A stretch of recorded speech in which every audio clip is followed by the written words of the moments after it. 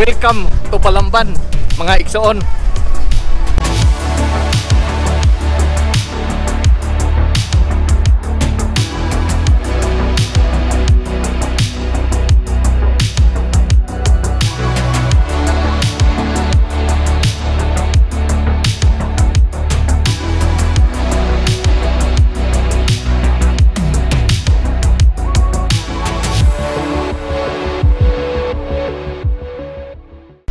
Mga igsoon kong mga Sugbuanon o sa tanang mga Bisaya, mayong adlaw kaninyong tanan. Today we have a very special topic, mga igsoon. Atong istoryahan ang anaa sa ako ang likod, ang Cebu Provincial Capitol Building o ang Kapitolyo sa Sugbo.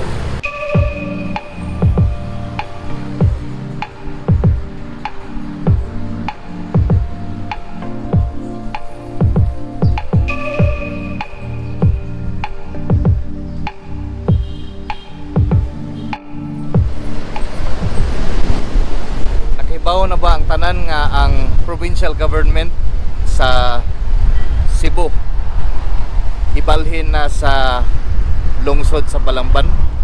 Tuig 2020 pa, mga kaigsuonan ko, ang ato ang gobernadora mibutsyag na sa iyang plano tumong og tinguha nga mabalhin ang provincial government sa Cebu ngadto sa lungsod sa Balamban. Kining ako igsoon, share lang nako ninyo ha. Ordinaryo ra kay ko nga tao nga adunay simple nga opinion nga gusto lang nakong i-share kaninyo. Mahimong managlahi ta, mahimong parihas ta sa ato ang opinion, sa ato ang baruganan o pagtuo igsoon. Apan ako di ako anaa diri aron nga makiglalis, apan gusto po na kong madungog ang inyong opinion. Alang kanako, mga igsoon, nice move kining ibalhin ang provincial government sa Sugbo ngadto sa laing lugar sama sa lungsod sa Balamban.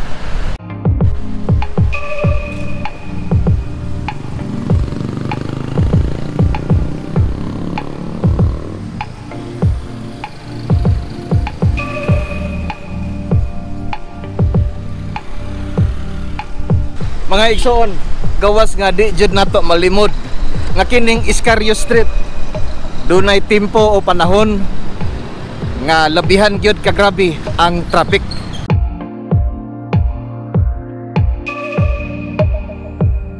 Ang volume sa sakyanan nga nagikan sa Pikas-Pikas side, mga igsoon, gikan ngadto sa Ayala, Lahog area o gikan pod ngadto sa Guadalupe, Labangon area. Ubay-ubay ang kadaghan sa sakyanan gikan Lunes hangtod Sabado. Kung ang tunghaan sa provincial government wa na nganhi sa Capitol, makatabang aron makuhaan ang kabisi sa Iscarrio Osmeña Boulevard intersection. Di man kalikayan ang sudgawa sa mga sakyanan sa Capitol matag adlaw.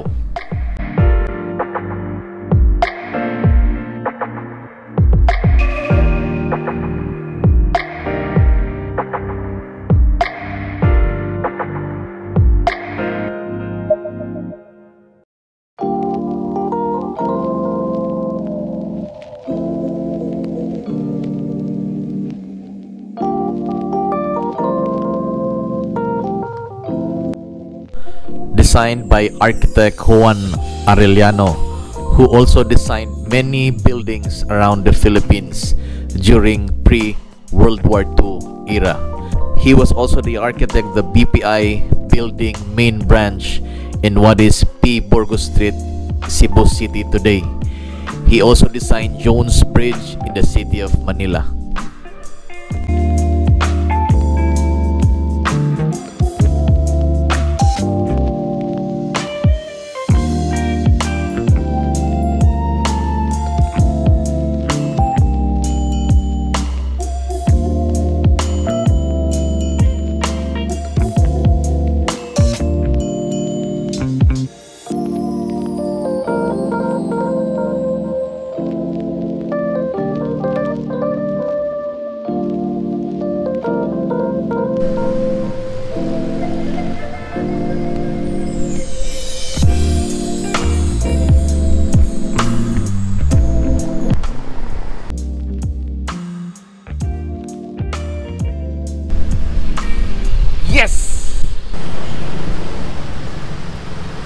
samtang naglakaw ko kanina padungad to sa Capitol Building, nakasulti jud ko nga ang Balamban tinud-anay nga silingan sa Cebu City sa pagangan nga tapad silang duha.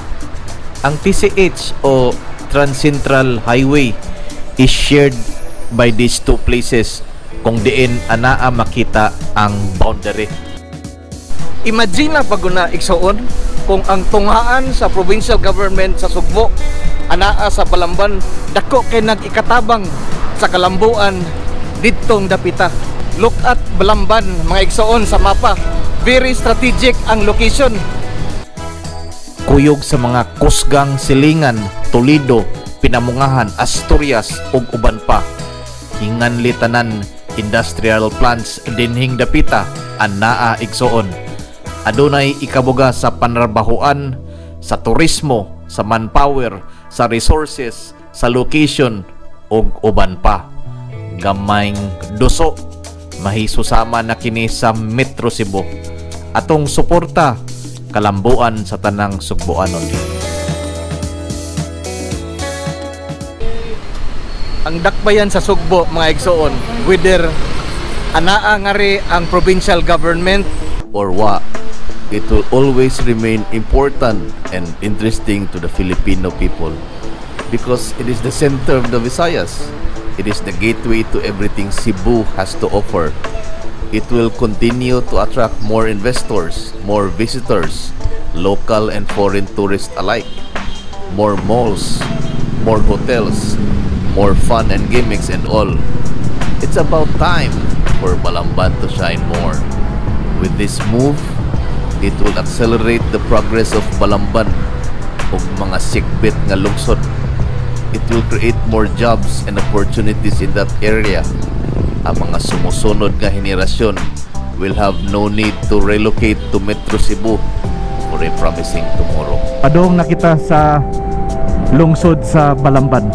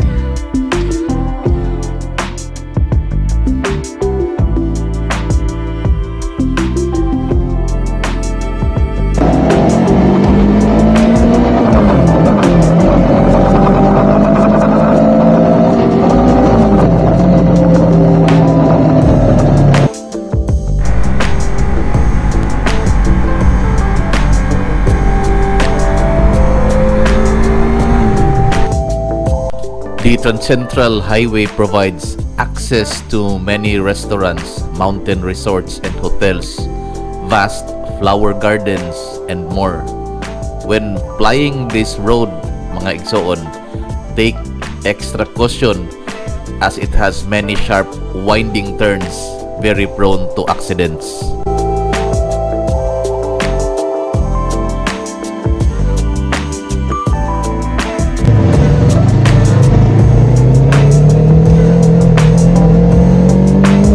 I decided to visit Balamban in hopes that I will be able to locate the future site of the new Cebu provincial capital.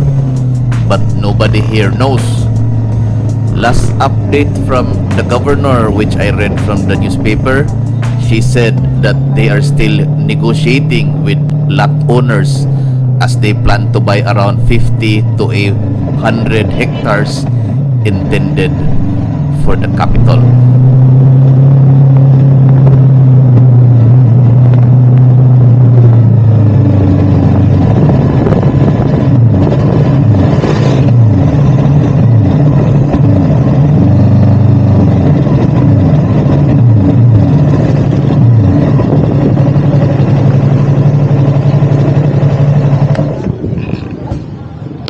Welcome to Balamban, mga igsoon. Sudlo na to mga igsoon ang ilahang munisipyo. Nindot ang ilahang munisipyo.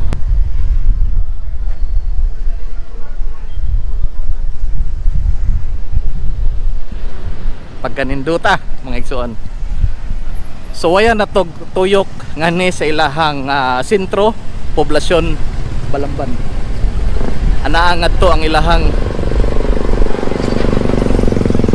simbahan, no? Parish church siguro na mga igsoon.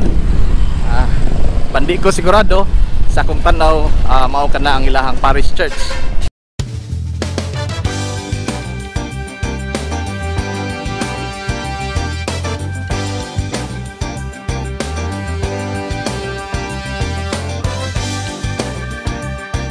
Akong hunahuna mga igsoon, kini kay nakahibaw na ang tanan nga adunay kapitulyong i-construct.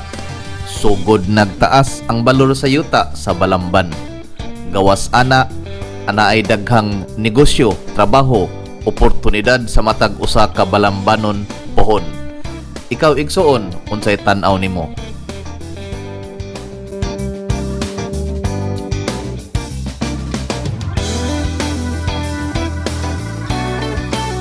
By the way, kinsay adunay info nakapalit nakaha ang provincial government sa Luna kundiin ipabarog ang bag-ong kapitolyo?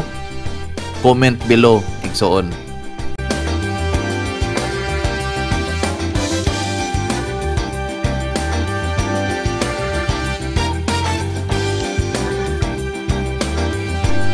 Balamban is a first-class municipality in the province of Cebu.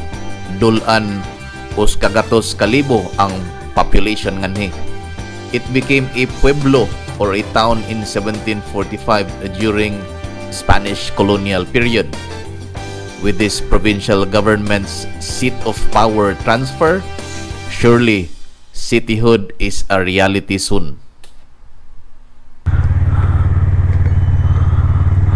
Mao kini lang merkado publiko mga igsoon. Atong suwayan og soroy ngadto sa Chunisi og Ostal.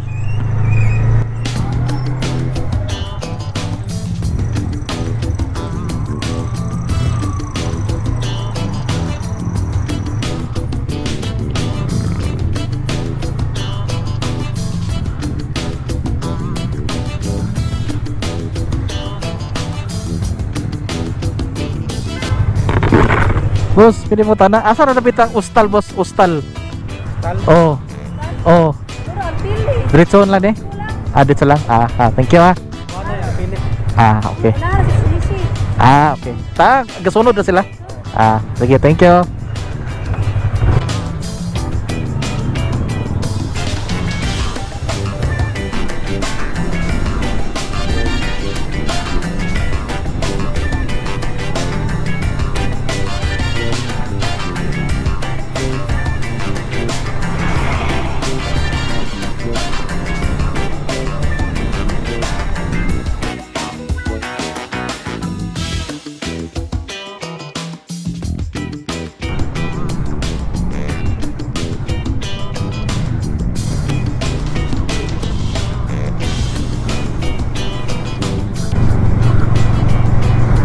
Dunay duha ka mall ang Balamban.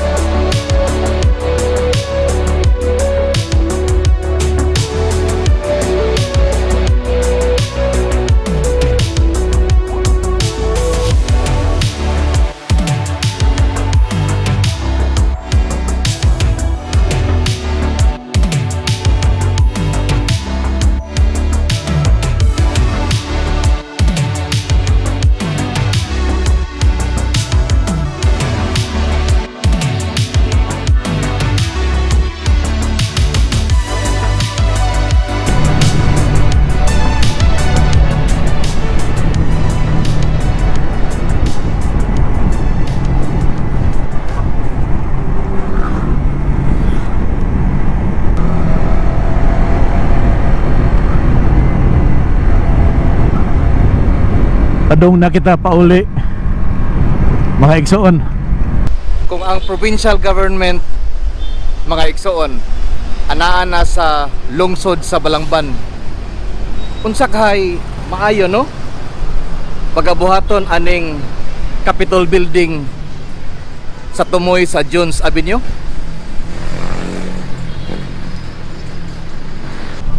Comment below mga igsoon and share your thoughts. Salamat kaninyong tanan sa inyong pagtanaw, pagsuporta, amping mo kanunay mga igsoon, o hinaot nga magpabilin kitang mahapsay.